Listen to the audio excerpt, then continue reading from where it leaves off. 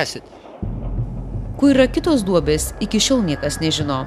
Ponas Rakauskas tvirtina, kad gali būti po šiuo keliu ir kitoje kelio pusėje, kur teritorija nėra aptverta, vadinasi ir nesaugoma. Tik tai mačiau, kai atkasinėja, jau kaip dabar Vytautas aiškint, 55 metais. Antrą kartą atkasinėja. Tai man buvo 9 metai. Ką aš ten daug galiu atsiminti, žinoti. Ten vaikai bėgiodami mes. Ką ten daug galim. Tai tiek žinau, kad ten mačiau. Kaulai, karstai ten buvo suvežti. O kas ten atkasinėja, ten tarybiniai, aišku, tarybiniai. Sudėtinga būtų teigti, kad kodėl tas objektas, vieta nebuvo labai tiksliai lokalizuota. Tai yra apsprendė tokios aplinkybės, kad po karo čia buvo sovietinė karinė bazė, buvo uždara teritorija, į kurią negalėjo patekti civiliai. Ir antras dalykas, toje teritorijoje vyko kariškiams reikalingos įvairiausios statybos, tiek komunikacijų, tiek pastatų statyba. Ir keitėsi reljefas ir bet kokiu atveju tas, kas matyti nuotraukose to laikotarpio, sakykime, 44 metų, tiek želdiniai, tiek pats reljefas galėjo labai stipriai būti pakitęs. Tai taip, kad negalima sakyti, kad čia būtų kažkokia klaida. Tiesiog žmonės, kurie nustatinėjo tą teritoriją, rėmėsi tą galimai tikslesnę informaciją, kiek ją galėjo turėti. Bet tai, matot, jums rodo aktą tą atkasimo, kuris saugomas Mokslo akademijos rankraštinė. Va. Ir ten užfiksuota yra, tik ten nepažymėta vietovė, tiksliai neatžymėta geodeziniu būdu, reiškia, kur tos duobės buvo. Tik rašyta, va, taip, nufotografuota. Nuotraukos yra Šiaulių aušros muziejai. Tai va, viskas yra liktai, bet kita vertus, va, prie vietovės nepririšta. Ne kartą šioje teritorijoje kasinėjo archeologai.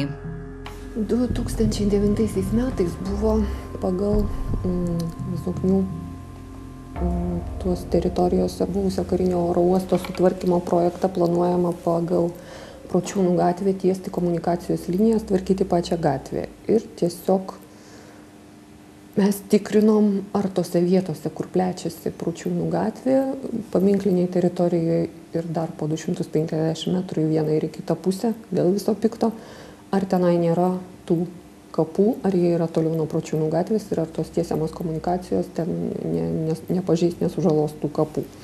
Tai mes 20 metrų nuo Pročiūnų gatvės iškasėm paminklinėje teritorijoje 3 eilėm šurfus. Tie šurfai buvo kas 10 metrų, tarpai tarp tų eilių 5-8 metrai maždaug. Ir tiesiog pertikrinom tą vietą, kad ten tikrai tų palaidojimų nėra. Ir tada ta paminklinė teritorija buvo sumažinta, patraukta toliau nuo Pročiūnų gatvės, o giliau tenai mes į tą paminklinę teritoriją nelindom. Per archeologinius kasinėjimus nieko nerasta. Kiek anksčiau šią teritoriją tyrinėjo archeologas Valdas Steponaitis.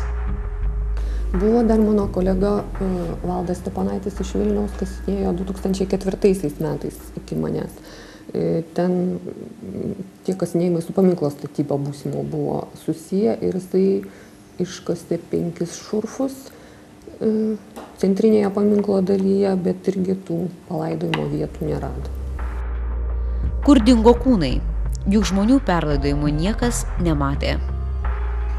Kalbėdavo, gal į Bubių kapinės, ten kur tai kaip Bubių kapinės būdavo, abroliškas, kaip jas vadydavo. Bet taip, kaip ten trumpai buvo ten. Kažkai tai neįsigilinama, to labiau mums vaikam nerūpėjo. Tačiau reikėjo perlaidoti ne vieną, ne 100, daugiau nei 700 kūnų. Informacija turėjo išlikti. Aš neatmetu tokios galimybės, kad tarybiniais laikais tie palaikai iš ten buvo iškasti ir tyliai kur nors padėti labai nesiskelbiant. Audronė Šapaitė sako, kad spėlioti jį nenorinti, nes archeologai pasako savo išvadas tik tuo met, kai pačiupinėja. 20 metrų nuo Pročiūnų gatvės nėra palaikų, o kas yra kitoje didžiulės teritorijos vietoje, sudėtinga spėlioti. Norint išsiaiškinti, reikalingi išsamūs archeologiniai tyrimai, kurie labai brangiai kainuoja. kadangi teritorija siekia beveik hektarą.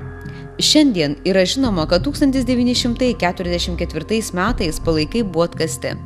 Dar viena informacija, kad 1956 metais buvo ruošiamasi perlaidoti kūnus, tačiau daugiau jokios informacijos nėra.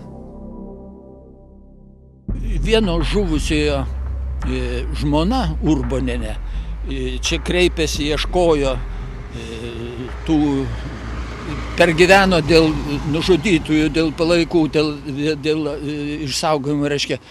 Ir jinai, matyt, su kitais galbūt parašė tokį skundą Sniečkui, nes ši nerado pagalbos. Ir 55 metais yra toks raštas, reiškia, iš miesto vykdomojo komiteto, kad dabartiniu metu šitoj vietoj vyksta statybos ir kapų sutvarkyti neįmanoma. Ir tas dalykas jau pinigai numatyti 56 metams, reiškia, kad bus palaikai perkelti. O kiek ieškojau ir apskrities archyve, klausinėjau ir kraštotyrininkų, ir kitų, niekas nematė, kad būtų kur nors perkelta. Ar Bubiuose, pavyzdžiui, ten yra ir karių palaikų, ir kitur, pavyzdžiui. Bet apie tokius, kad, sakykime, būtų atkelta masinių žudynių kaulai, niekur neužfiksuota, niekas nežino, niekas negirdėjo. Nors praėjo daug metų, išliko daug klaustukų. Tačiau tai, kad šioje vietoje naciai masiškai žudė žmonės, kurie galbūt ir palaidoti šiame miškelyje, suteikė šiai vietai ypatingą statusą. Todėl ji turėtų būti tinkamai sutvarkyta.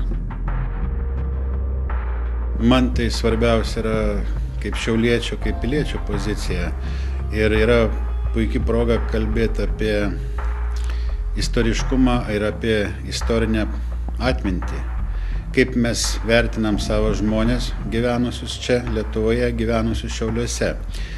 Dabar tarsi pradingo iš akiračio 732 mūsų bendrapiliečiai buvę, kurie 1941-1944 metais buvo nužudyti, dauguma iš Šiaulių kalėjimo atkeliavę į Pročiūnų miškelį ir ten nužudyti. Nepakanka parašyti, kad yra masinių žudynių vieta. Man regis, reikia tęsti tyrimus, nes 732 žmonės ten yra pradingę. Ir nepakanka pasakyti, kad tyrimai buvo atlikti ir kapaviečių nebuvo rasta. Gali būti, kad tos kapavietės yra visiškai šalia, už 100 ar už 150 metrų. Ir man čia yra puikus pavyzdys, nesenas pavyzdys su Izraelyje įvykęs, kai Izraelio valstybė parodė, kaip jį rūpinasi savo žmonėmis, kai išvadavo vieną savo Izraelio kareivį ir atidavė už jį 1000 kalinių. Tai man regis, mes tokio pilietiškumo turime mokyti Šiauliuose. Šiaulių miesto savivaldybės administracija atsakė, kad tyrimai bus pradėti vykdyti tik 2013 metais.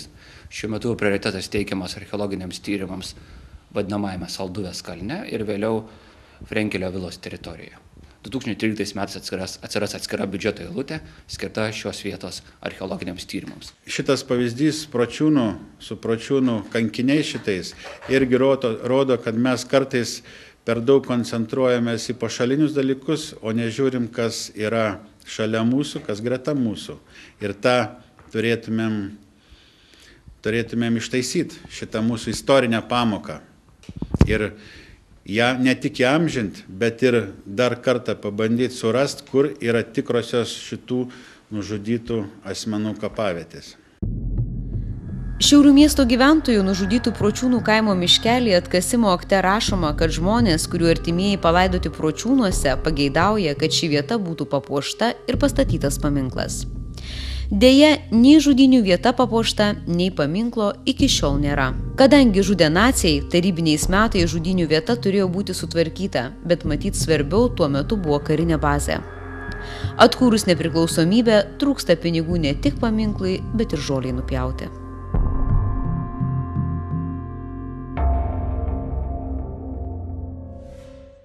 Baigiant šiai laidai, belieka palinkėti.